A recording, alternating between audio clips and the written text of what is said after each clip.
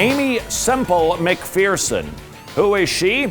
Well, in the early 20th century, she was the founder of what is called the Foursquare Church. They are definitely orthodox in their theology, but the methodology of Aimee Semple McPherson was rather dramatic. I have come to Broadway, the Mecca of sin, the citadel of worldliness.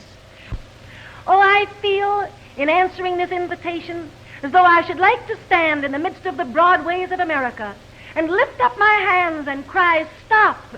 You're drifting away from the faith of your fathers.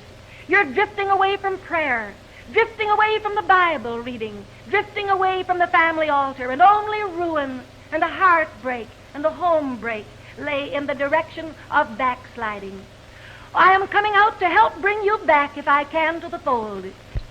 Give me a burden for souls, Lord. Give me a love for the lost.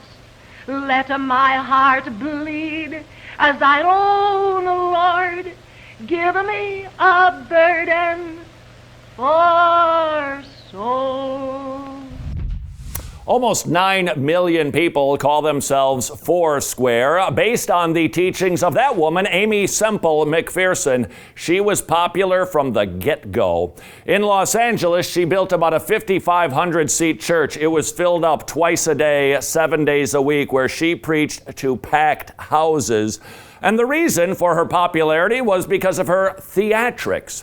This perhaps is the first preacher ever to involve props and plays on stage. It all began when she was out in the country, having to fly back to Los Angeles to be in church on Sunday morning. And she saw this as an opportunity, as she rented a private plane, to get a little press out of it. So she called together the press. There were several thousand people gathered around. Tragically, the airplane went vit. She didn't die. That's exactly what it did to. Vit.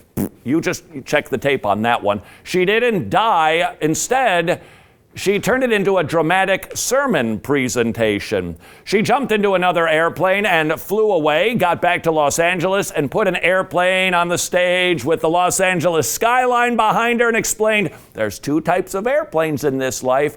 One piloted by the devil, or the other one piloted by Jesus. And that airplane went up and flew toward the skyline of Los Angeles. Who do you want to be your pilot? And so it was that we saw the beginning of drama, props inside of the church. And so while we see this type of thing and shake our head, it is certainly nothing new. Defective daters fail to look behind the wheel. If you are driving your Rolls, you're ill-equipped to drive it. You're not gifted to drive it. You're not gifted to take this car where it needs to go. So defective daters, they look at everything else, but they don't look and see who's driving the car. Who's driving the car of your life?